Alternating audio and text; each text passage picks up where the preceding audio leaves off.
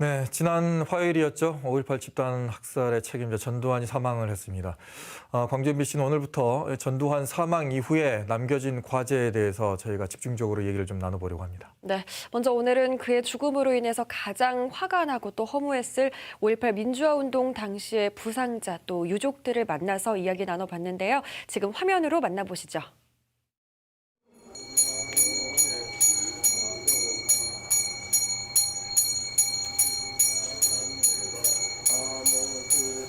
계엄군의 총탄에 맞아 하반신이 마비돼 평생 후유증에 시달리다 숨진 고 이광영 씨. 자신을 이렇게 만든 가해자에겐 사과 한마디 듣지 못했고 40년이 흐르는 동안 이렇다 할 치료조차 받지 못했습니다.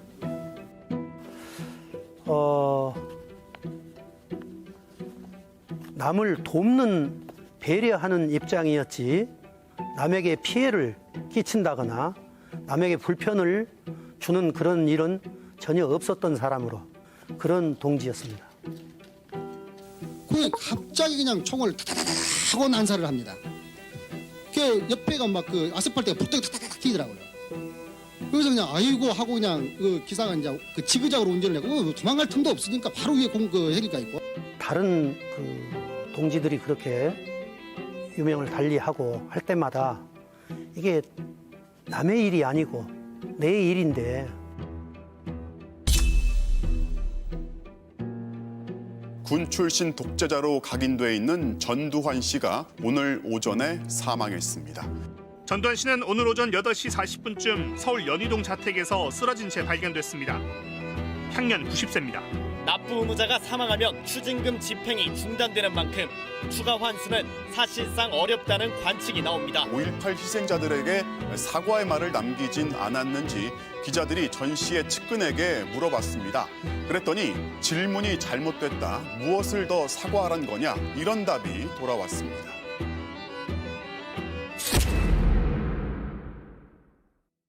인사모시기를 해야 됩니까?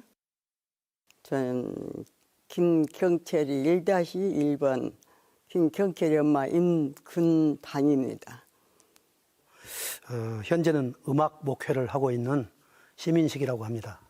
그날이 그러니까 80년 5월 19일 날 오후 4시에 광주에 이사를 왔어요. 21일 날 1시쯤에 광주시 금남로 사가에 있던 중앙극장 앞에 갑자기 이제 무차별 총격 소리를 들었어요. 우측 견갑부에 이제 총탄이 원형 총탄이 박혀 있다. 우리 아들은 정말로 엄마한테는 효자였습니다. 학교 선생을 하고 싶다고 그러는데 콜박스 있는 그쪽에서 장사를 했어요. 집에서 오는 길에 우리 집을 들리려고 그때 충장 파출소 앞으로 오다가 거기서 그때 공수부대를 만나갖고 그냥 공복으로 맞아서 누라리 받고 피를 얼마나 흘리고 그 자리에서 숨을 거둔 것 같았어요. 막상 죽었다고 소식을 딱 듣자마자 야, 이 정말 전무후무하다는 그 권력을 가진 하나님이 원망스럽더라고요. 왜 저런 사람은 천수를 누리다가 죽게 보살펴 주시고 지휘계통에 있었던 사람들이 이렇게 할 수밖에 없었습니다. 하는 사과라도 하면 좋겠는데 노태우 전두환이가 죽고 정호용이는 저렇게 도망을 가고 한다면 앞으로 누가 제가 쏘았다고 이렇게 말을 하겠습니까? 국가의 역사를 바로 쓸 수 있겠는가? 자식이 이렇게 고통받고 생긴 우리에서 한마디 용서를 빌려고 저는 하나의 신앙이 돼서 그 기대를 했었습니다. 용서해 주려고는 기다렸어요, 솔직히. 그런데 말 한마디 없어가고 이순자 입에서 또한 우리 마음을 이렇게 아프게 할 때 뭐라고 말을 해야 내 가심이 흘러날까 싶은 생각이 든디 죽어서라도 하느님한테 벌을 받기를 원한 것 그뿐입니다, 지금. 사망 전 5.18 광주 민주화운동 피해자에게 사과의 말을 남겼는지 묻자 민전비서관의 언성이 높아졌습니다.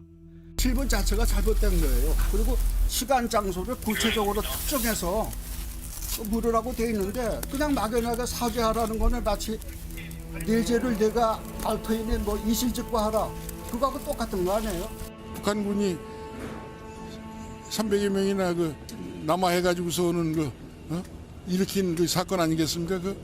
바로 어제 내가 두들겨 맞은 것처럼, 그리고 조금 전에 두들겨 맞은 것처럼 그때 그 당시의 이미지, 그 고통이 사라지지 않습니다. 몸의 기억으로 남아있거든요. 사실은 깊은 절망감이 있어요. 깊은 절망이 있으면 그것을 이겨내기 위해서 뭔가 노력하고 행동으로 옮기지 않습니까? 근데 그런 것이 반복적으로 실패하다 보면 엄청나게 무기력감이 와요. 정치적으로 이용하는 세력들에 해가지고 그냥 폭동이 민주화 운동으로 된 겁니다. 영웅이에요. 순발력과 용기가 아니었다면 이 나라는 정승화하고 김재규가 일으키는 쿠데타 손에 넘어간 거예요. 재판장님, 우리도 말 한 자리 하게 해주라고 악을 쓰고 저밖에 나를 끄사다가 다 갖다다 내놔봅니다. 세상에 이럴 수가 있을까? 아픈 마음을 한 사람도 우리 거다 준 사람이 없이. 최근 전두환이가 만들었던 민정당에 그 꼬리를 이어온 대선 후보가 전두환이를 은근슬쩍 또 이렇게 띄우는 이야기를 했다는데, 저런 사람들이 대권을 잡아가지고 국가의 역사를 바로 쓸 수 있겠는가를 생각한다면 또 잠이 안 올 일이고 살이 떨릴 일입니다. 아무리 다가 있다고 해도 공도 분명히 있다. 그 민주화를 위해서 싸우는 대학생들이 교도소를 습격했대. 이 턴 무기들을 가지고. 제2의, 제3의 적폐 세력들이 얼마든지 바로 할 수 있는 그런 그 기회가, 그런 장이 마련이 되어가고 있는 그런 현실들이 눈에 목격이 될 때 암담하게 말할 수가 없는 겁니다. 지난번에 국회에 180여석을 적폐 세력을 청산하겠다고 했던 그 공약을 믿고 이렇게 해준 걸로 압니다. 국회에서는 정말 그 국민의 대변자들이라고 말만 하지 말고 광주 5.18에 대한 특단의 조치를 취해서 피해자들에게 그 유공자라는 이야기는 하면서 예우에 소홀한지 자기들 그 직무유기가 아닌가. 5.18을 왜곡하는 사람들, 진실을 조작하는 사람들은 어떤 존재가 가진 그 상처, 아픔을 치유하지 못하게 만들어요. 그래서 이런 국가폭력으로 시달리는 분들을 치유하기 위해서는 먼저 사회정의가 바로 서야 되고요. 진실규명이 철저하게 이루어져야, 그때서야 우리 내면으로 들어갈 수가 있습니다. 사회적인 지지가 절대적으로 필요합니다.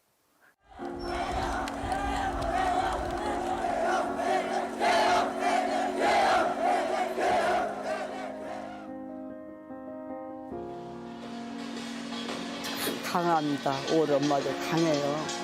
지금까지 이 민주화로 이렇게 그 뜻을 이뤘던 것이 우리 어머니들과 우리 그때 당시 학생들 아직도 밝혀내지 못했지만 이만치라도 헤쳐나간 것이 그 뜻이 아닌가. 전두환 노태우 사법 처리를 위한 96년도에 재판이 있었어요.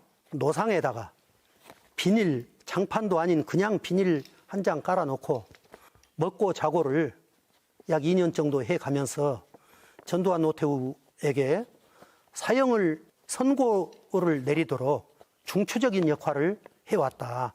참 열악한 광주의 그 환경 속에서 뭐 어머니회나 부상자회, 유족회, 구속자회 이런 단체들이 많이 있지요. 그분들이 지금까지 해오신 일들이 결코 적지 않습니다.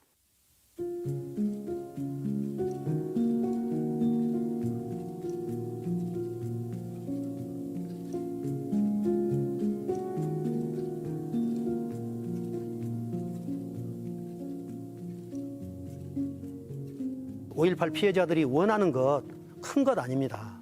몸이 아파서 살아갈 수 있는 방법을 찾아 나갈 때 지방자치단체나 국회에서나 사회 각계각층에서 좀 더 폭넓은 관심과 그 배려 이런 거를 좀 보여주시면 좋겠고, 5.18 피해자들에 대해서 사시적인 시각으로 글을 쓰거나 이런 유튜버들 정말 오늘 이 시간 이후부터라도 이 방송을 보신다거나 들으셨다면 그런 나쁜 짓이다 그러니 이번 기회에 나도 마음을 좀 바로 잡자.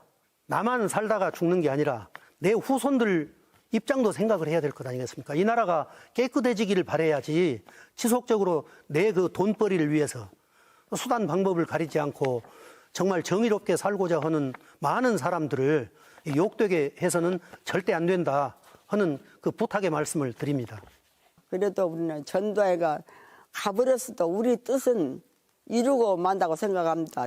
진상규명도 해야 되고 우리 고통했던 그 무엇이기도 정부에서 보상도 받아야 되고 우리가 민주화를 위해서 지금까지 싸워왔으니까 그 망월동 피가 절대 이 세상에서 참 몇백 년이 가야도 잊지 않고 5월에 꽃이 돼서 그 영년들이 빛이 날 수 있는 그런 대한민국을 이뤘으면 얼마나 좋을까.